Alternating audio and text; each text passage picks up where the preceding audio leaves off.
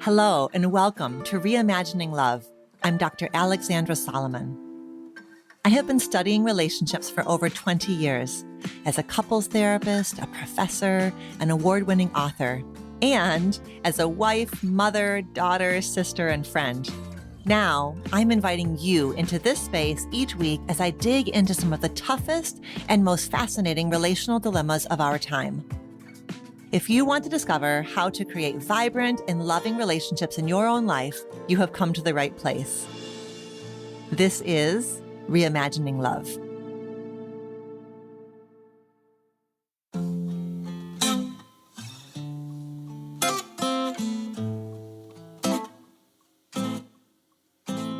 Hi, I am excited to have you here with me today. I'm back with our third summer mailbag episode. I'm so ready to dive into some really excellent listener questions with you. You know, throughout the summer, we've been sprinkling in these episodes where I get a chance to answer several of the fantastic listener questions that are, piling up in my inbox. And as a reminder, if you want to submit your own listener question, the link is in the show notes, and you can remain anonymous. You can ask questions about your intimate relationship, friendships, family dynamics, you name it. And who knows, you may get lucky and I will answer one of your questions this summer even. Today's mailbag episode has a theme, and it's trouble in paradise. And no, I'm not answering questions from Love Island contestants, as much as that would be really fun, hey, to have them on the podcast. Two of the questions that I'm going to unpack here follow a general shape of a question that I get pretty often. It goes something like this. Everything in my relationship is perfect, but ... And it can be really frustrating when we find ourselves in that spot where there's a challenge or an incompatibility or a roadblock that's feeling out of our control and that's feeling like it has the power to perhaps devolve or override everything that's feeling so great. So I'm going to offer some guidance to two lovely listeners who are finding themselves in that spot. Then we finish things off with a really unique question that comes from a listener who's wanting to reclaim a special place for herself and for her daughter, a place that holds both pain and potential, in her words, in the wake of the end of her marriage. And I'm hoping that we can help her reclaim her paradise. As always, remember these episodes are not a substitute for therapy, and I hope, in fact, that all three of our listeners have therapeutic space where you can process your emotions. And I hope that what's offered here serves you well. Okay, let's dive right in. Question number 1 comes from Chelsea in Utah, who uses she, her pronouns. And she shares, "Hello, Dr. Solomon. First, thank you for the incredible knowledge you share through your podcast, books, and more. Your work has been a guiding light in my life, and I'm so grateful to have found it years ago when I was ready for a meaningful change. After about 4 years in my, quote, single era, following an 8-year marriage and a 6-year relationship, I've entered a new relationship with a wonderful man. He's strong, kind, honest, and full of integrity. Before we met, his previous partner of 2 years was in a terrible accident and suffered a traumatic brain injury. She survived and now requires daily care. While he is not her caregiver, he still takes her to weekly physical therapy and remains emotionally supportive. He was open about this from the beginning, and I knew the complexity involved. The challenge is, when he talks about her and their past, I struggle. I feel like I can't measure up, as if there's always a comparison. We've talked about this a lot, but these feelings keep resurfacing. I love and respect him deeply, but I wonder, how can he fully move forward with me if he still holds such a strong connection to his past relationship?" Well, the place I'm going to start is by validating to the deep depths of the ocean all of the freaking courage on display here. I think about the courage that it takes him to open up his heart again, as he has had the unfortunate and deep and personal education on what is actually a universal truth. which is this: there is no love without the risk of loss. And love and grief are forever and inextricably bound up with each other. So I am sorry that he's had that education. And I have such deep respect that he is opening his heart again to you, Chelsea, and with you. And I want to just like shout from the rafters the courage that it takes for you, Chelsea, to enter eyes wide open a situation with a man who lives with what we call in the world of psychology ambiguous loss. So you may have heard me talk about ambiguous loss in other episodes of the podcast because it's just so freaking human. And when ambiguous loss is part of our world, it's a particularly difficult kind of grief to carry. So Pauline Boss operationalized this idea of ambiguous loss probably in the 90s, early 2000s. And there's two forms. One is you are gone, but it still feels like you're here. And that could be that we've lost somebody in such a way that we haven't been able to have the closure of a burial and a funeral and remains because of the nature of the loss, something like, a kidnapping or a plane crash or some awful loss like that. That kind of ambiguous loss is also sometimes something we talk about in the world of relationships when we are ghosted, when a friend disappears without a trace, when somebody we're dating disappears without a trace. That's ambiguous loss. You are gone. You are very clearly no longer part of my world, but I don't have the forms of closure that we see and need, the ways that we ritualize losses and endings in all cultures and throughout all, times and history. The other quality of loss is the kind that Chelsea's boyfriend is experiencing, which is you are here, but you're no longer here, right? So his former girlfriend is here. She's here in body and she looks the same. And there are clear reminders of the person that she is and was, and she's not the same. This is the kind of loss that parents experience when their children have an autism diagnosis where there's a regression of skills. This is the kind of loss that families experience with a loved one with dementia.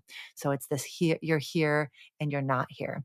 And that is what Chelsea's boyfriend is living with. And here he is opening up to Chelsea, loving Chelsea, and carrying with him this ambiguous loss.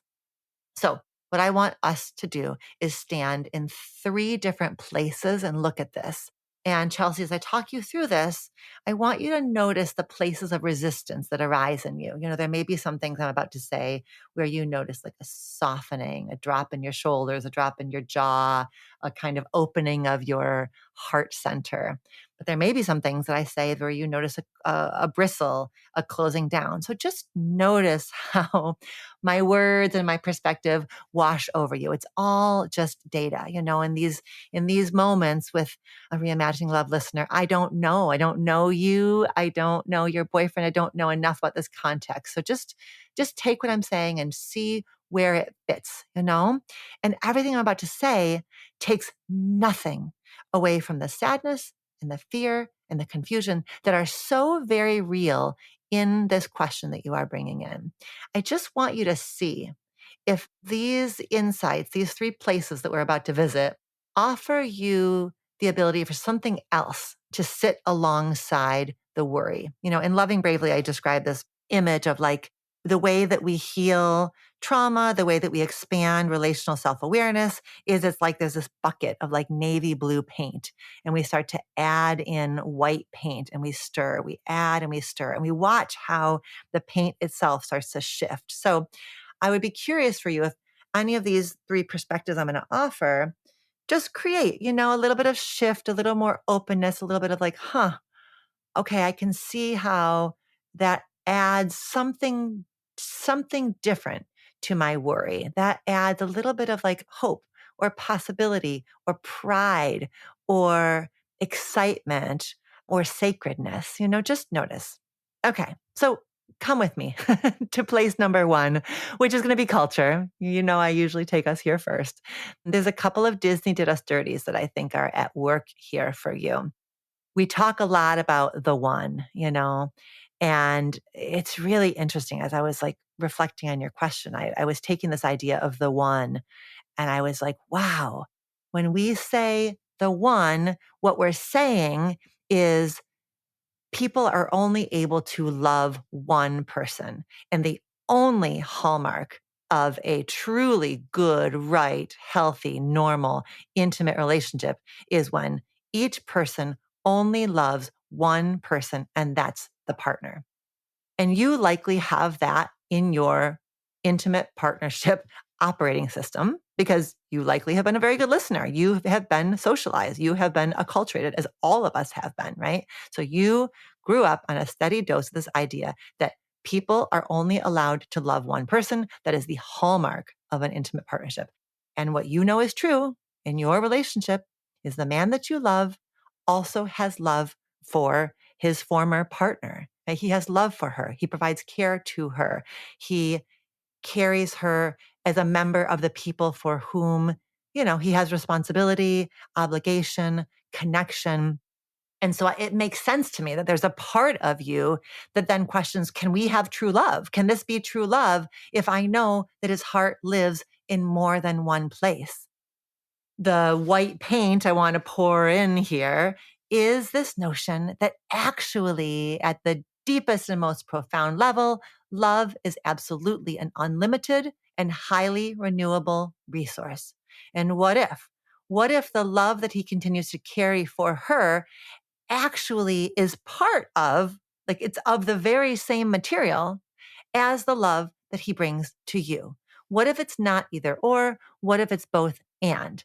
What if part of how he's able to love you as well as he's able to love you is because he provides love to her? You don't actually know because you never knew him without this ambiguous loss, this ambiguous loss that has shaped him, likely in ways that are painful, but possibly in ways that are expansive.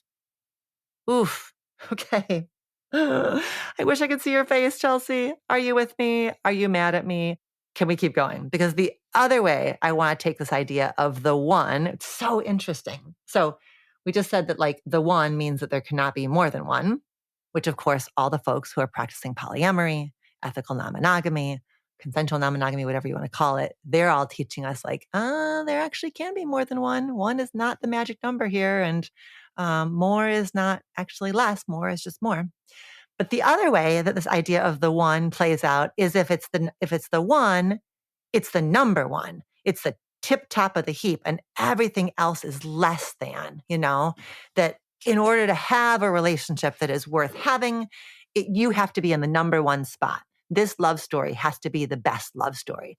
All other love stories, every love story that your partner has experienced prior to you must therefore become a lesser love story so that your love story can be the number one love story, right? That's sort of the notion that we have, versus the idea that every single love story deserves to be scored on its own separate scorecard, not a comparative scorecard, but its very own metrics. So, Chelsea, my dear, what if you are not graded on a scale vis-a-vis her? What if you actually cannot be graded on a scale vis-a-vis her because you can't be, right? This man has never in his whole life loved you before. Here you are, Chelsea, asking for love from him in a way that nobody has before because there's never been a Chelsea before. And he's getting love from you in a way he hasn't gotten before because he's actually never been loved by a Chelsea before. You know what I mean? So when you notice that comparison coming in, which, listen, I get it. I totally get it. It is natural, knee-jerk, ordinary, common. You're no different than anybody else to compare what's happening in this relationship to what it must have been like when the two of them were together. But what if you start to get a little bit wise to that? Like, I'm doing that thing again where I compare.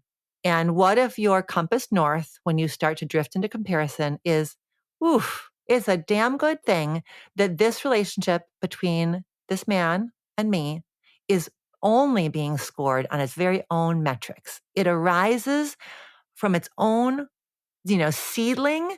It is becoming actually the only thing that it can be. And because of that, it actually cannot be compared to anything else. So bottom line here around culture is the only thing we can ever do with this cultural shit is notice it, name it, and then push back and liberate ourselves. Like notice, like just be like, okay, I can see how I get into comparison. I get into hierarchy. I get into this idea that it has to be me and only me, not because I suck, not because I'm anxiously attached, but because I actually was a good listener to culture. I really, really internalized a lot of highly romanticized myths, but I do not have to be beholden to them anymore. So bottom line here, your story stands on your love story, this love story of yours stands on its very own narrative. Okay, as if I haven't pushed you enough here. You ready for me to push you a little more? You and this woman both love him. You and this woman both have loved him. What if you love him for her because she can no longer love him in the way that she used to be able to love him? What if you, in fact, are picking up the baton from her, not in like a martyry kind of a thing, but in like a soul connection? And in that way, she's not a threat to you. Their story is not a threat to you. Their story is actually like the sacred holy ground upon which the relationship between you and him grows. So there's something about, there's this like really powerful, probably never to be understood because it doesn't need to be understood, connection between you two as women who have loved this man, who do love this man, who are loved by this man. And I wonder if that awareness of her as you like kind of carrying on her work, if that would change it for you, if that softens the edge of comparison because you're actually just picking up where she left off. I feel that one in like the little baby hairs on my neck, as Oprah says, and I feel the tears in my eyes as I say it. And I don't know how it lands for you, but I just offer it. I hope you take it exactly where you need to take it. I also want to go now to place number 2, which is him, this boyfriend of yours, this magnificent man who sounds strong and kind and reliable, and that there's so much goodness here. I just think about his grief journey. Has he had therapeutic support? What are the qualities of his grief? What are the facets of his grief? Is there guilt he carries? Something about the story of the accident? When we're grieving, we can do a hell of a job of making stuff that isn't about us. So is there some guilt and blame there for him? Is he doing his own work to liberate himself and to hold those parts of himself really gently?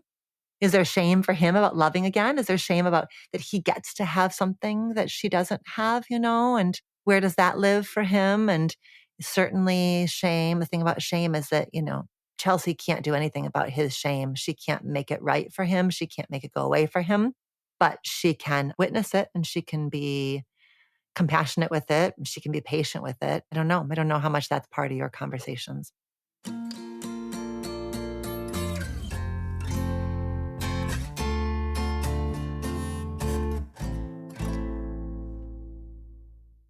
Here's the to-do I want to just put before you. And maybe you've already done this, but I wonder about you, Chelsea, asking him, hey, Mr. Man, what is it like for you to love me, even as you still have love for her? What is it like for you to love again after a loss like the loss that you have lived through? Like, what if you just ask those questions? Like, really center him in the question, like super duper pulling yourself way back, not because you don't matter, but pulling yourself way back so that you can visit his inner world. Just imagine like that you get to kind of be a guest inside of his inner landscape and try to understand his inner landscape exactly as it is for him. See if he can talk to you in such a way that you're actually able to feel his construction of this world. So often we project what we think that we would feel in a situation onto our partner. Maybe what you imagine is that you would constantly compare your new partner to your prior partner. But here's the catch. You actually don't know and you can't know what you would do in his shoes. And in fact, if you were in his shoes, you actually wouldn't be in his shoes. You'd be you in his shoes. So you would bring your history, your personality, your network of gifts and wounds into that experience. So I'm asking you to partake in a differentiation exercise where you quiet yourself, ground yourself and pull yourself back enough to truly be a visitor in his inner world. It's what Martin Buber called the I thou experience, where he really is a thou, and you get really curious. And I think I probably said that word 10 times about his assembling of this, his construction of this.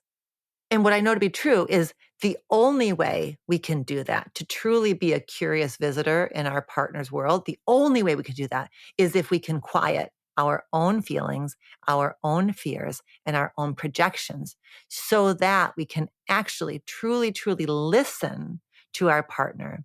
So step one is truly listening. And step two is truly trusting their words. And that, my love, is a faith walk because you can't actually know and you won't actually know, right? This is the best you can do is just try to see it through his eyes and experience it through his heart. And that is true for all of us all the time, that the best we can ever do is trust our partner's words and behavior because there's no such thing as a blood test, that gives us an absolute numeric, take on their love levels, in a concrete way. So what are the methods by which you can trust that he is here with you and that he can be here with you even as grief is present? That's the both and. There can be both grief and presence. Okay, place number 3, as if you aren't tired enough already, come on, girl, get up. Let's go to place number 3, which is you. Let's talk about you as Chelsea. So I think, of course, this is going to come as no surprise. I want you to make sure that what you're weaving in is some exploration at the intersection of your family of origin wounds, family of origin roles, and tender spots. So what are the ways that for you, the love of this man and the unique contours of this relationship evoke old stuff in you that predates him? The situation has emotion on its own, and we would be wise to look at what are the ways for you that those emotions that you experience are amplified by your past, and what are the ways in which you are at risk of skewing some things, turning the volume down in some aspects, turning the volume up on other aspects because of your history. Not because of anything wrong with you, Chelsea, but because we all do that. We all tell a particular story about our relationship dynamics based on our family of origin stuff. So let's say, for example, you were an easy one in your family of origin. You all know that I've been doing lots of work on family of origin roles. There's the whole family of origin roles series. Chelsea, as a listener, I suspect you already know your family of origin role, but there's a quiz linked in the show notes that you can get started on that if you need the quiz. If you're an easy one, it may be, I don't get to have feelings about this. And the more you tell yourself, I don't get to have feelings about this, I don't get to rock the boat by asking questions or raising concerns, the more they're going to come out sideways anyways. And so then by the time you do say, are you comparing, you are anxious and you feel guilty that you're asking, and that clouds then what you're able to hear back from your boyfriend and your ability to actually let his words and his perspective create a little more settle inside of you. If you're a perfect one, then you might be particularly at risk of really taking on those Disney did us dirty ideas, right? If I'm not this man's best, only, most, then I'm nothing. And I'm going to have to keep scrambling to prove, how this relationship has a chance of being better than the last relationship and versus this relationship is different than the last relationship. And we don't have to get into a better or worse. I don't know if you grew up in a home where you were compared with siblings or friends. So certainly then, if that was part of the pain you experienced when you were younger, this idea that the man you love, is potentially comparing you to his last relationship, that feels particularly acute for you. What's the to-do here? It's your work to tend to those parts of you the way that your past understandably gets activated. Our past tends to get most activated around the stuff that feels most tender. And what I hear here is you've got a lot of love for this man, a lot of hope for this relationship, and there's a really big complex variable that we don't have a lot of modeling for and experience with. So you are trailblazing this thing. And so that creates the conditions where the past may especially feel a little confusing and a little bit intensifying. So as you tend to those parts of you, the young Chelsea parts, as you tend to those parts with self-compassion, what you do is you invite forward the most empowered woman, Chelsea, parts. And what I know to be true is the most empowered woman parts of you can absolutely hold the complexity and the nuance here. Not just hold it like a heavy ass thing, but hold it as something actually sacred and possible and worthy of pride. So I guess I wonder, what is the image that you have of your empowered woman who is living in this sort of love triangle? What is that version of you that even, you knew this going in. So some part of you knows darn well that you can do this. You can carry this. You can be with this. You can love a man who loves in this way. So what does that look like to you? What does that empowered you look like and feel like, right? How do you love from an anchored place of the empowered woman? How does that part of you radiate love onto yourself? How does that part of you radiate love onto him? And how does that part of you radiate love onto her, the former partner? What does that look like to you? What does it feel like to you? What does it feel like inside of your body? Where do you feel that inside your body? I wonder what the motto is that your empowered woman can live by and love by in this situation. What does your empowered woman know to be true about you and about what's possible here? Okay, Chelsea, that's what I got for you. Sending you so much love. Question number 2 comes to us from an anonymous listener in Vancouver. And they write, I am in a new relationship, 3 months, and on paper, everything's perfect. We get along well. There aren't any games being played. We became boyfriend, girlfriend on a nice mutual timeline. We talk things through to have more understanding. We've met each other's friends. We spend a lot of time together. We make future plans, on and on and on in terms of this being ideal. Yet, I can't help but feel anxious every time we part ways. Over the past couple of years, I've been in several couple-month-long flings where I play pretend girlfriend before getting dumped seemingly out of nowhere. And I think that fear of rejection has really stuck with me. So I'm waiting for the same thing to happen again. I've expressed my anxiety and my fears, and he's handled everything beautifully. But it doesn't land when I'm by myself. I just spiral in shame afterwards for showing him how needy and anxious I am. No amount of reassurance seems to stick. So I'm just in this pattern of lovely times when we're together and then anxiety hell when we're apart, waiting for the shoe to drop. I feel like I'm sabotaging this. Help. Well, thank you, Vancouver, for reaching out with a situation I think a lot of people can relate to. And the bad news is that you are suffering.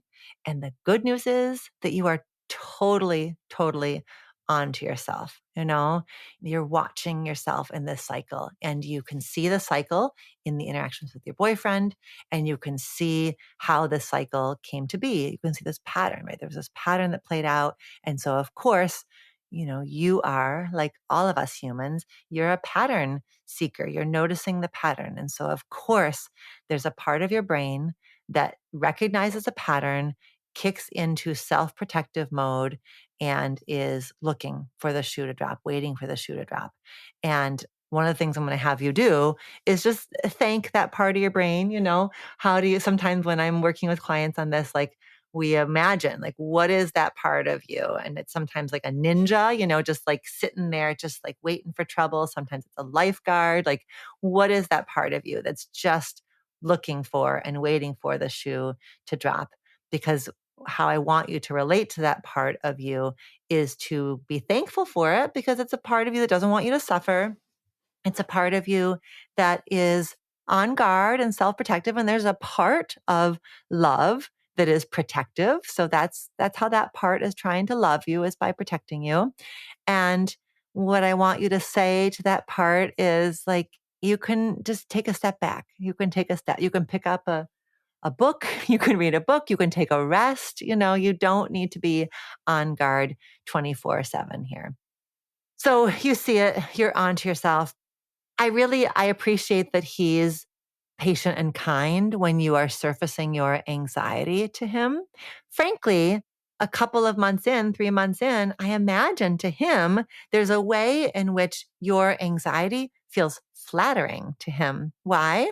Well, because, the centerpiece of your anxiety is that you don't want to lose him. Why don't you want to lose him? Because you like him so damn much. So I suspect that there's a way that your anxiety feels flattering. And I completely get that you worry that this cycle isn't particularly sustainable. And that, yes, you guys, if you stay together, you may be 25 years into your relationship and needing reassurance from him. Why? Because his reassurance by that point is actually medicine. My husband's reassurance of me, it's not about the same things that he used to reassure me about when we were first dating, but my Lord, I love that man's reassurance. That is a huge gift that he offers me is when I feel shaky, when I feel self-critical, when I feel unsure, and he reassures me. That's beautiful. So we don't want it to go away altogether. We just want it to be tempered. And especially because you guys are so early in the relationship, we want you to feel connection in all kinds of ways. And by the way, if this does deepen into a long-term, beautiful, wonderful relationship, you're always going to have to be able to offer reassurance to yourself on a whole host of things, right? We can't just outsource our reassurance to our people, much as sometimes we would like to. So you've got a great opportunity here to work on self-soothing. So here's the shift that I want to challenge you to play with. And it starts with this premise that I just know to be true. Here's what is true. Your fear of losing him is the very same energy as your excitement about loving him. And actually, I'm not the girl to give you the neurophysiological explanation of that. But I do know that fear and excitement move through very similar brain systems and look very similar on brain scans. I remember one time reading, it's why teenagers who go together to theme parks and ride roller coasters, they do that in part because that's how you kind of develop a crush on somebody. Because fear and excitement have the same impact. They draw us to each other. They're reflections of our draw to each other. There was some wild ass study, who the heck thought of this study, where they had people cross a bridge, and at the other side of the bridge, at the end of the bridge, was a scientist who then was asking them questions about their experience of crossing this bridge. And the people who had the scary, I guess they changed the bridge conditions, height of the bridge, length of the bridge, so that some people had a scarier bridge experience and some people had a less scary bridge experience. What they found was the people who had the more scary experience on the bridge rated the scientist waiting for them as more attractive than the people who had a less scary bridge experience. Those people rated the scientist waiting to ask them questions as less attractive. So I'm just giving you another way of thinking about this connection between fear and excitement. So the shift for you is to say to yourself, this fear I have of losing him is actually made of the very same matter, of the very same energy as the excitement I feel about falling in love with him. So then you go from there to, what if you replace I'm scared to lose him with I'm excited to love him, right? What would that feel like inside of you? Would it feel a bit more calm? Would it feel a bit more centering? I'm imagining, you go and have a wonderful evening with him. You come home and you start to feel that rise of anxiety. And the rise of anxiety says, I'm scared to lose him. I'm scared to lose him. I'm scared to lose him. What if you meet it with, oh, I'm excited to love him. I'm excited to love him. I'm savoring our time together. What if you replace I'm scared to lose him with, I'm proud of myself for how I'm loving him. So rather than coming home from a great date and reflecting on, it was so great. What if I lose it? It was so great. What if I lose it? That becomes, it was so great. I'm proud of myself for hanging in there, even though there's a part of me that's scared shitless, even though there's a part of me that worries about the shoe dropping. I'm proud of myself for how I just keep showing up. And the bottom line is, all that you can control is how you are showing up, right? Not that that's going to, doesn't guarantee you any kind of outcome, but it's all you can control. So focus when you notice that spiral into, I'm scared of losing him, I'm scared of losing him. Imagine a big old red stop sign in front of your face. Stop. I'm excited to love him, and I'm proud of myself for how I keep stepping into this connection, even as there are parts of me that are rewinding to the past and what if, I still keep going on. So centering back in on excitement and pride. And then, of course, I want you to go a layer deeper. And, you have framed this question as, I'm struggling in this relationship because I had a few experiences where you called them flings, and you played pretend girlfriend, and then you got the rug pulled out from you. So yes, this pattern now with this man relates to those prior dating experiences for sure, for sure, for sure. Those dots connect themselves, very clearly. But I want you to rewind the tape a bit further, because I suspect that part of this is also about earlier relationships, family of origin experiences, early losses, things that perhaps happened in friendships, things that happened perhaps in your adolescent dating relationships. So rewind and go back to those younger versions of yourself. What are those earlier wounds that you may still carry around abandonment, around loss, around being left behind? Maybe that was when a new sibling was born. Maybe that was when a group of friends decided that somehow, you no longer fit with their crew.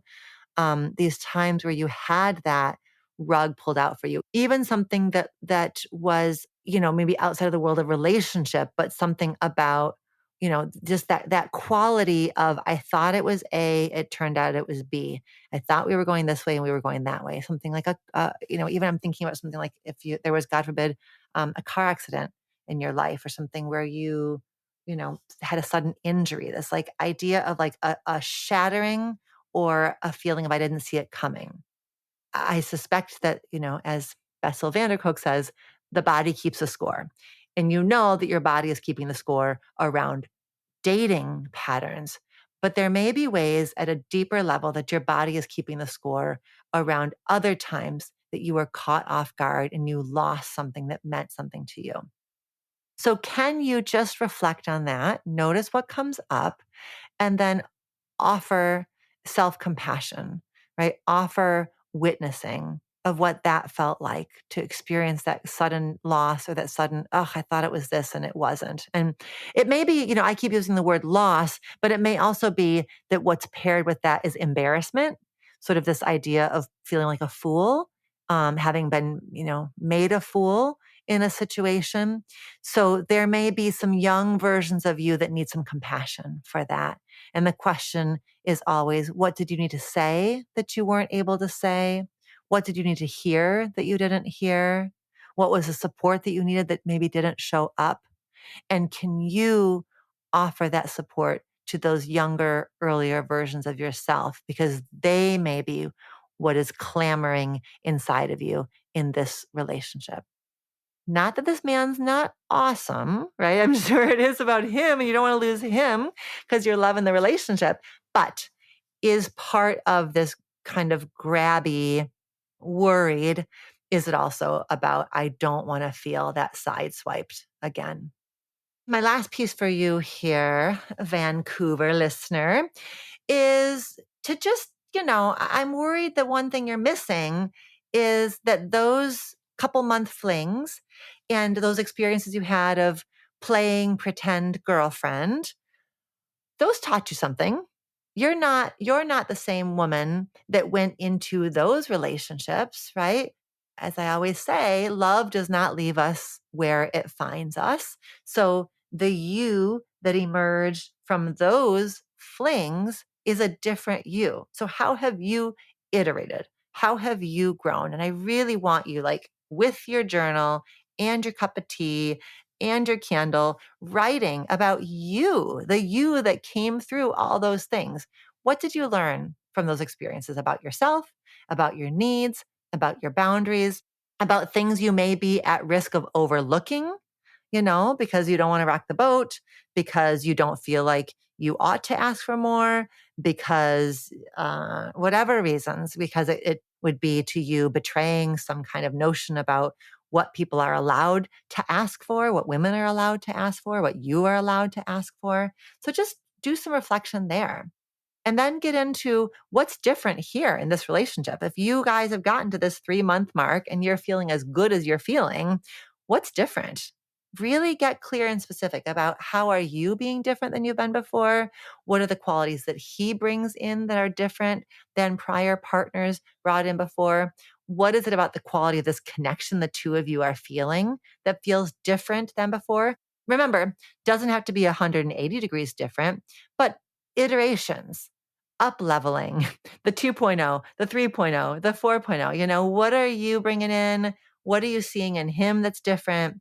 Because all of that is you teasing apart there's a part of you, there's this worried part of you that worries history is going to repeat itself. There's a wise part of you that is likely going to be able to see that was then, this is now. That was then, this is now. Things are different now than they were before. It's not about making a guarantee for yourself, but it is about making sure you're not de-skilling yourself. When we get scared, we get kind of simplistic in our thinking. We get kind of black and white in our thinking.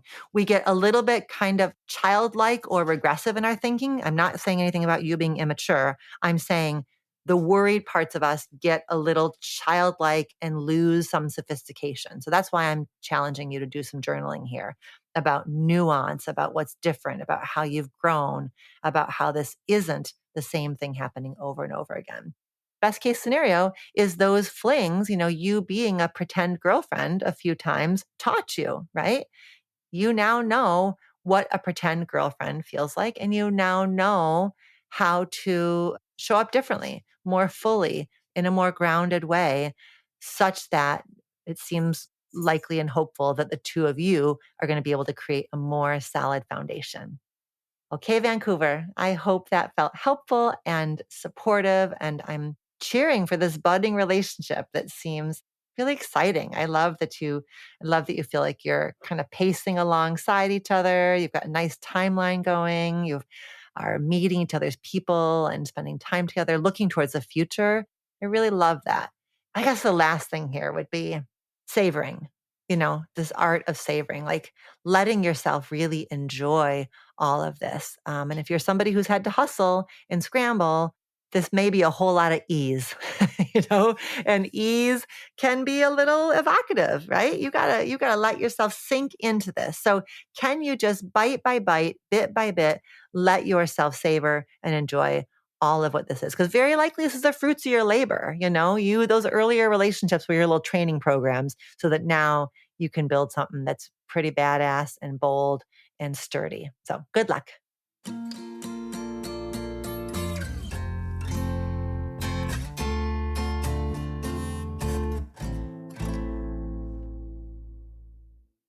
Okay, let us keep going and move into question number 3, which is Krista, who uses she, her pronouns and who is in Canada. And she writes, "Dear Dr. Solomon, I am reaching out with gratitude for the ways in which you honor the both and of our lives. And in that light, I wonder if you might offer some guidance as I reimagine my relationship with a beloved place. I've been visiting this place for over 25 years, first with my husband, then with our young daughter. Our friend's home, their welcoming community, and the rugged ocean landscape became a second home to us, and we purchased a cottage next door several years ago. When my husband ended our marriage 5 years ago, I was not in a position to buy out the cottage, nor was sharing an option from his perspective.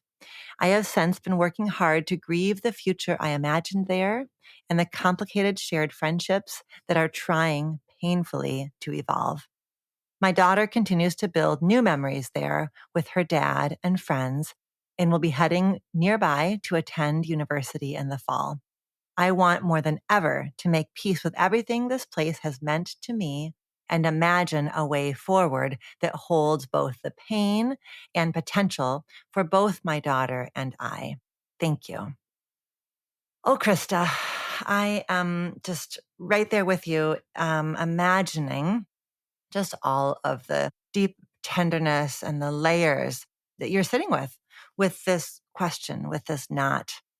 In one of our recent mailbags, I was talking about the impact of divorce and really wanting to plant this seed that not everything has to be divided up and that there can be paths forward where there's still some amount of overlap that is tolerable and overlap that just honors that relationships can change form without having to be clear, hard endings. And I say all of that knowing darn well that that is so hard, but I say it and I keep saying it just to put out there, into the world, this vision that I've seen people do it. I've seen couples do it where they continue to be in community in some ways or have some overlap in their lives. Of course, every couple who divorces, who has a child together, you and your ex-husband included, stay overlapping around your daughter. Of course, of course, of course. But I think that there's a way in which our notions of divorce and what happens when a marriage ends really does create the split. And what you are inviting us to look at is that the split has not only to do with money and houses and friends, but it also has to do with places. And I'm really glad that you're asking us to be near you in it.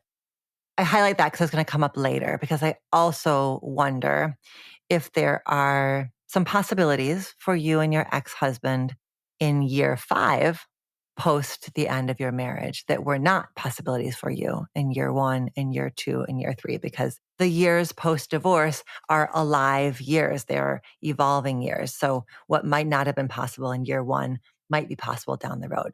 But let's start also with the fact that you are reminding us that we all live in relationship with places.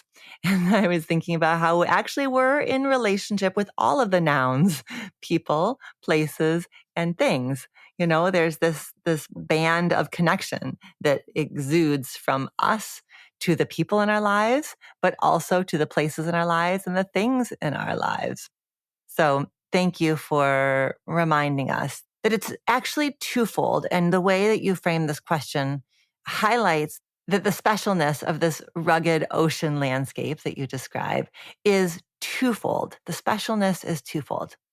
First and foremost, the place, the rugged ocean landscape, this community, the place has been a canvas upon which you have painted so many memories and upon which you had envisioned so many future memories. So part of your love of this place is what this place has made possible in your life for 25 years, right? This is the idea of the place as a canvas upon which you paint beautiful memories.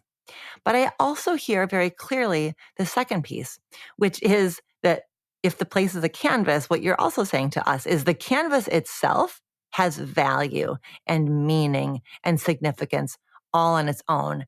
Yes, it's about the memories and the people, but it's also about the place. You love this rugged ocean landscape just as it is. I'm thinking about how my friend Steph, when she and I go for a walk and we see something beautiful, she always stops and says, "Oh, this view makes my eyes happy." I suspect that the rugged ocean landscape just makes your eyes happy.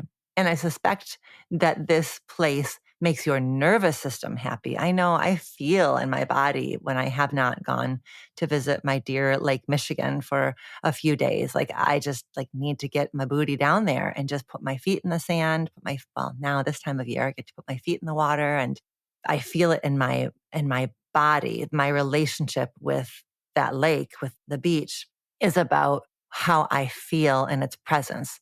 So that's the both and, right? There's a part of the both and is sure, the place is special because of the memories, but you're not wanting to stay there as an attempt to stay graspy about your past, and you're not wanting to stay there just because you're refusing to let go of this imagined future. You want to figure out how to stay connected to that place because you love the place itself. And I suspect that maybe you've even started to imagine who you are, Krista, 5 years post-divorce in that place. Like, what might it look like for you to reintroduce yourself to that place as the woman that you are today? So that to me feels like it's where you are. I don't have enough context here. I don't know you and all these complexities in any way, shape, or form. But I wanted to speak about the two choices that I see ahead of you. I'm going to talk to you about the path of return and the path of exploration. So the path of return, I think, maybe even starts with the conversation with your ex. I don't know how much you're able to be in conversation with him. And I think the question is, can you and I stand shoulder to shoulder and explore the question, how might this place be big enough for the two of us? Not this cottage, right? It sounds like he bought you out of the cottage. That cottage has now been his for some time, but it's not the only cottage. I can't imagine it's the only cottage on this rocky, rugged ocean landscape. So, that's the question. How might this place be big enough for the two of us? Because I really am exploring what my life in this season of my life might look like in this community. And what are the possibilities that might have opened up inside of him in the years since? And that's not you asking for permission. You don't need permission to live anywhere. It's you asking for a measure of collaboration.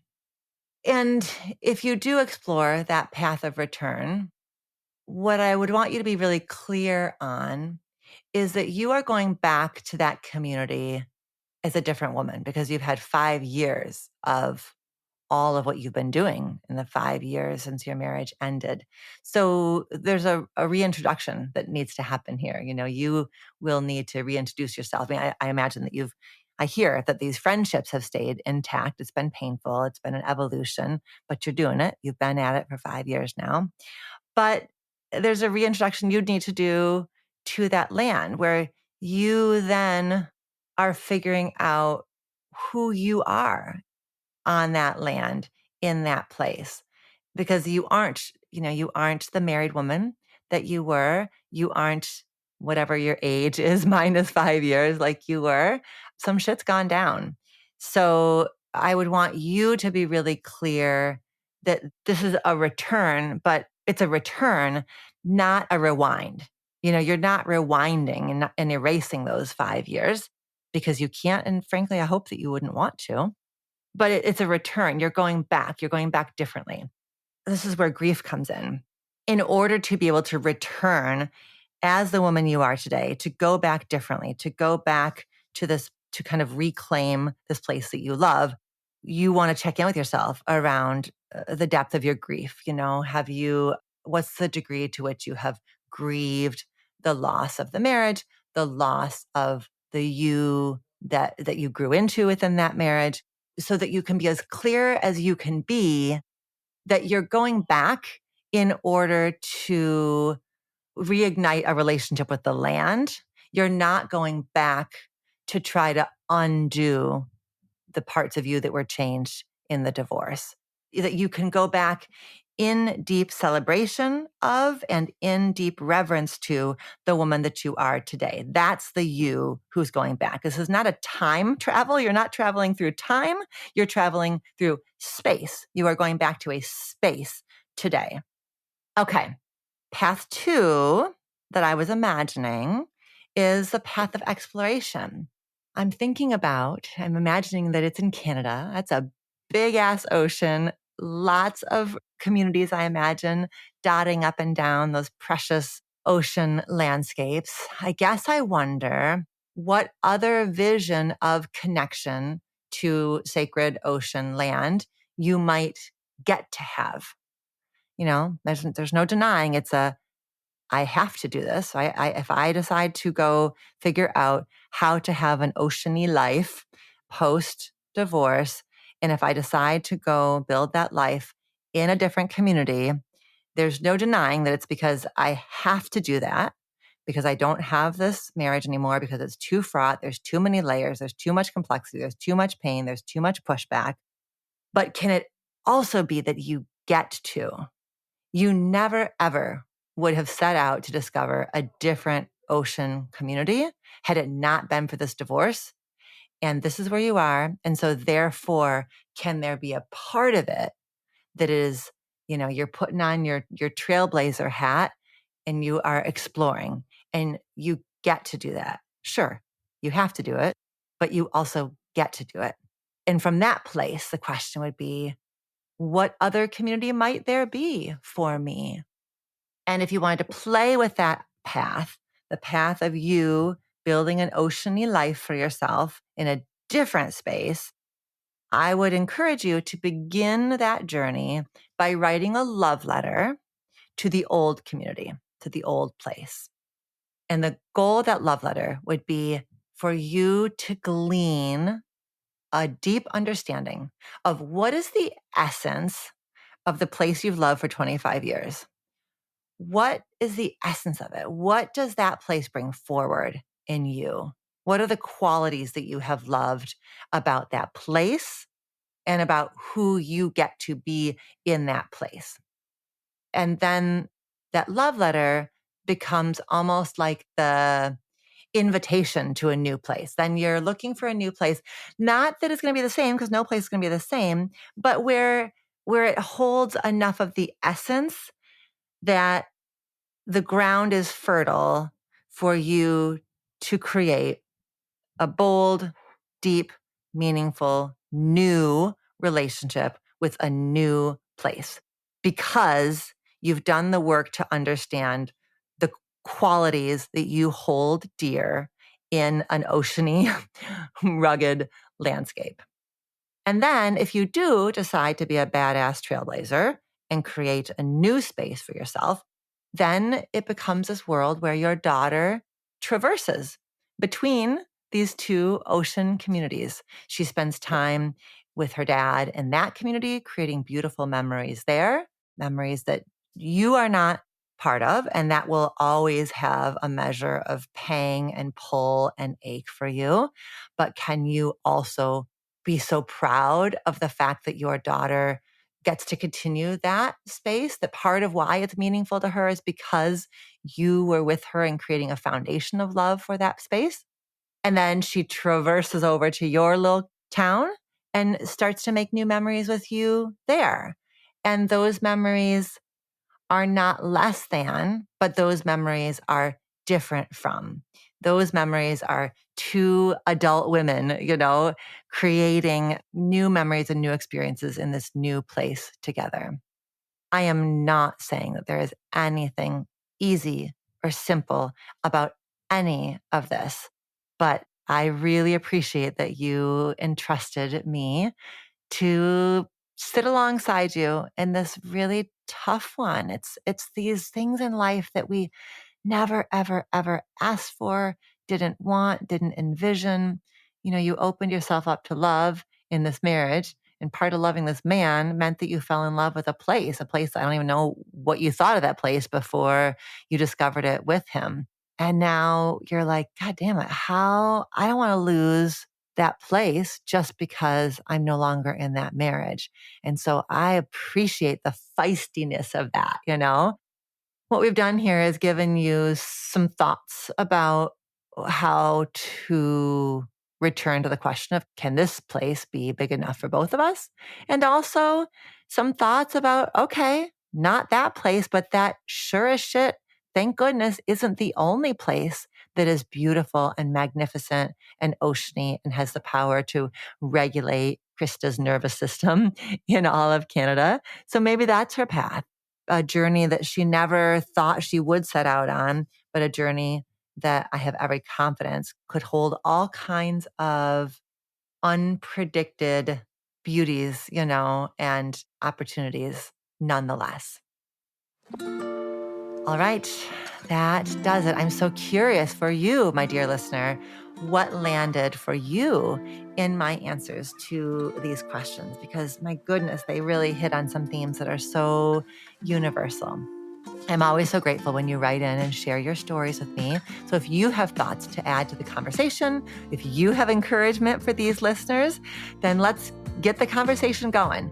Drop a comment on YouTube, drop a comment on Spotify, share your thoughts. You're always welcome to send me an email. We will be back with another mailbag episode later this summer. So send me your questions. Follow the link in the show notes to do that. You're welcome to remain anonymous if you'd like. And until next time, keep enjoying your summer and be well.